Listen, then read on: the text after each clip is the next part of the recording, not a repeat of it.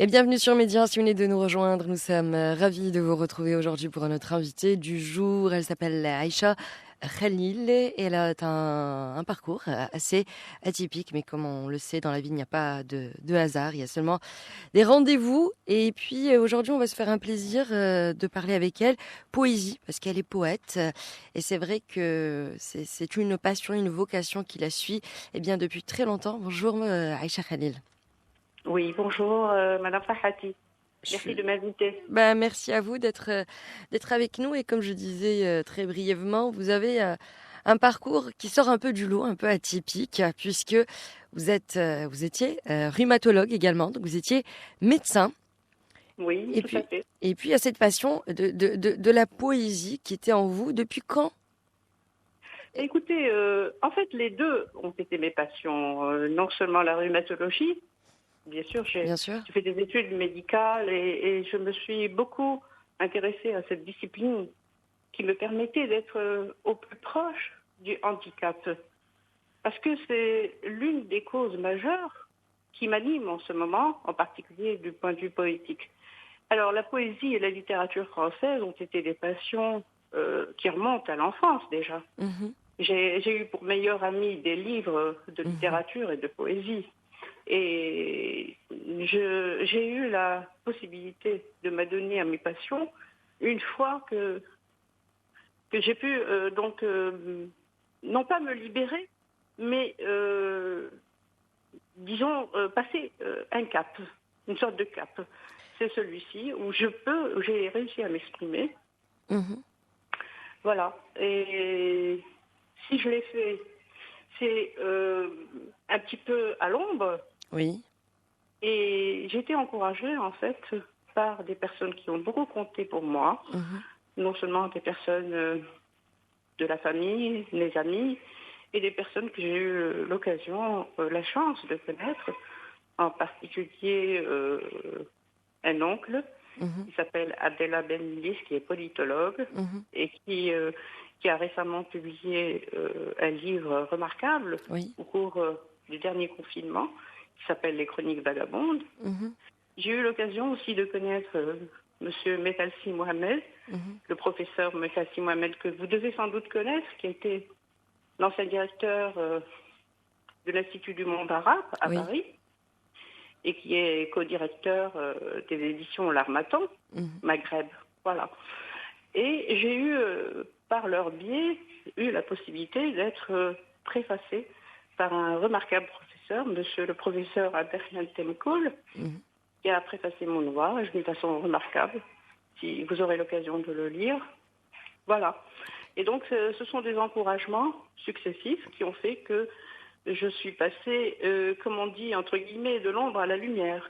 Tous mes écrits ont été un petit peu euh, euh, édités dans ce petit recueil de prose et de poésie. Et justement, vous venez de dire, il y a une phrase qui m'a beaucoup interpellée, c'est le fait d'être rhumatologue, d'avoir été rhumatologue et d'avoir été plus proche que Oui, jamais de l'handicap. Cela vous a nourri pour la poésie. Et ce lien qui n'est pas forcément évident entre médecine et poésie, vous le faites. oui, tout à fait. Écoutez, c'est l'une des causes principales qui m'ont toujours animée dans l'écriture et pour laquelle je mène un combat intérieur Mhm. et que j'aimerais qu'il passe de l'ombre à la lumière parce que c'est une cause qui est tellement noble et qui est tellement malheureusement négligée par notre communauté. C'est c'est l'un des sujets principaux pour lesquels je suis passée à la rédaction. Voilà. Et il y a aussi une chose pour laquelle j'aimerais pouvoir contribuer Mhm. de façon très modeste, à ma façon. C'est la lecture à voix haute. La Oui. poésie s'apprête particulièrement à ce genre de discipline, Mhm. d'autant plus que je vous dirais que moi-même, mes poèmes ont été rédigés par la voix. D'accord. Je n'ai pas écrit à la main, Oui. je n'ai pas tapé au clavier, Oui. mais j'ai fait une dictée. D'accord. et une relecture à l'écoute.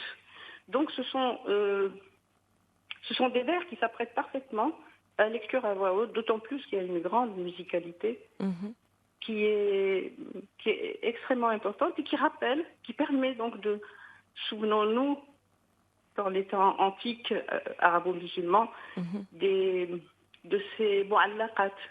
Voilà. Mhm. C'est une tradition qui existe déjà depuis des millénaires et que j'aimerais pouvoir contribuer à ma façon, Mhm. euh, à cette façon donc de lire la poésie à voix haute et d'apprécier sa musicalité. Voilà.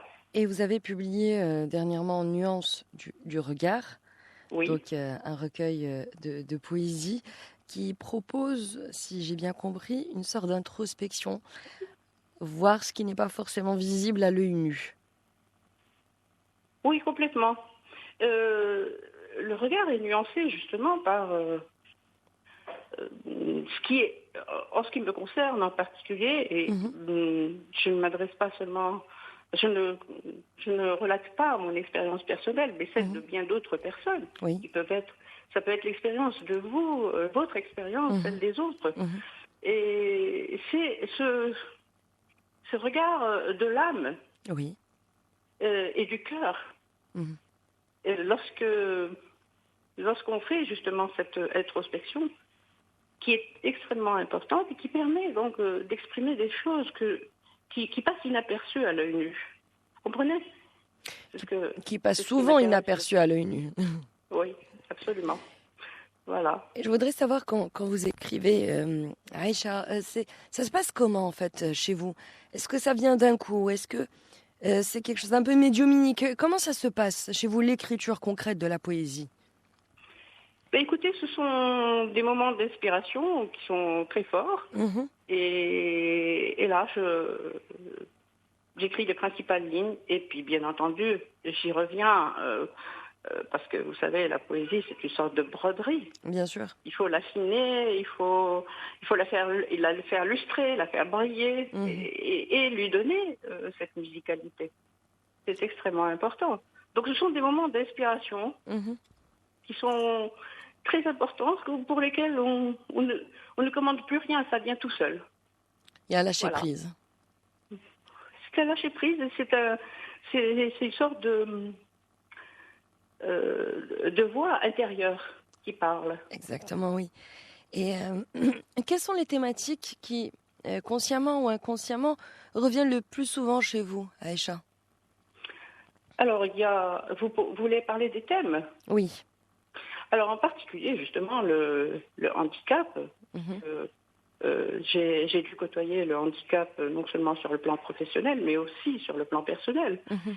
Et ça me tient beaucoup à cœur. Ce n'est pas une tristesse, au contraire, j'en fais une grande richesse. D'accord. Vous voyez? Oui. Et bien entendu, il y a beaucoup d'autres thèmes, entre autres l'amour, la timidité, beaucoup de choses qui sont traitées dans ce recueil et pour lesquelles je reviendrai sûrement lors de la rédaction du second recueil, Inch'Allah. Et, et en écrivant ce recueil de poésie, donc Nuances du regard, est-ce que vous aviez des attentes? Ou est-ce que vous l'avez vraiment fait pour le faire? Parce qu'il le fallait, que c'était un peu une sorte d'urgence. Voilà, c'est plutôt ça. Non, je n'attends rien, bien entendu. Je n'ai jamais rien attendu de personne. Mhm. Et je n'ai jamais rien fait pour me faire connaître, ni rien fait pour publier Mhm.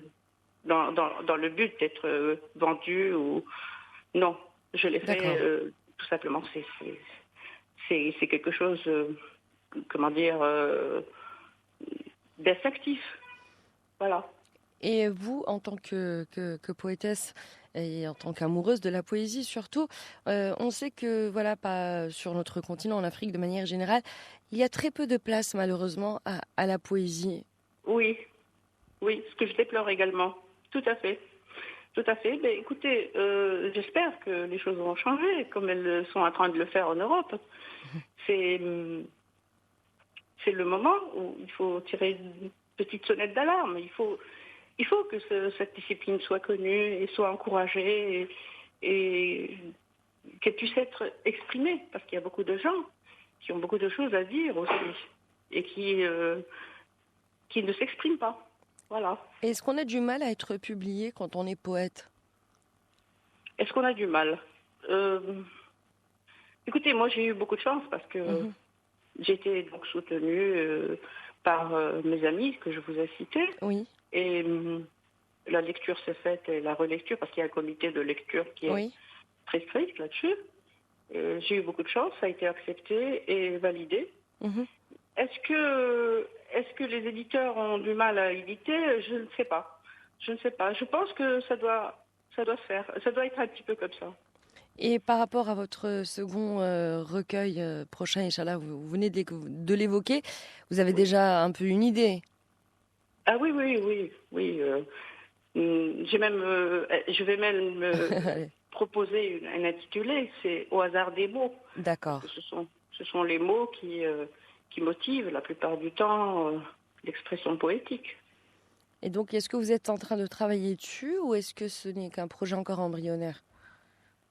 Ah, c'est presque clôturé déjà. D'accord, donc et on pourra avoir le plaisir de le lire quand, je pense, l'année prochaine. Voilà, Inch'Allah, Inch'Allah, Inch'Allah, si tout se passe bien. Inch'Allah. Voilà. Et pour finir, Aïcha, je voudrais, en quelques mots, qu'est-ce que finalement la poésie pour vous, les premiers mots qui vous viennent en tête? Je vais faire une petite comparaison, puisque je suis rhumatologue de formation. Mhm. La médecine et la poésie ont quelque chose de commun, Oui, à la nuance près que la médecine s'intéresse à la palpation, enfin la palpation s'intéresse au corps humain, oui. et que la poésie s'intéresse au mouvement du corps, enfin au mouvement de l'âme Mhm. de la personne. Voilà, c'est ça. Pour moi, c'est ça. C'est un mouvement de l'âme et du cœur. Mouvement de l'âme et du cœur et que vous êtes donc une spécialiste des deux. Merci beaucoup Aïcha Khalil d'avoir été avec nous. C'était un plaisir que de vous recevoir. C'est moi qui vous remercie, Madame Farhati. Merci Au beaucoup. revoir. Bonne journée. Au revoir. Au revoir. Bonne journée. Au revoir.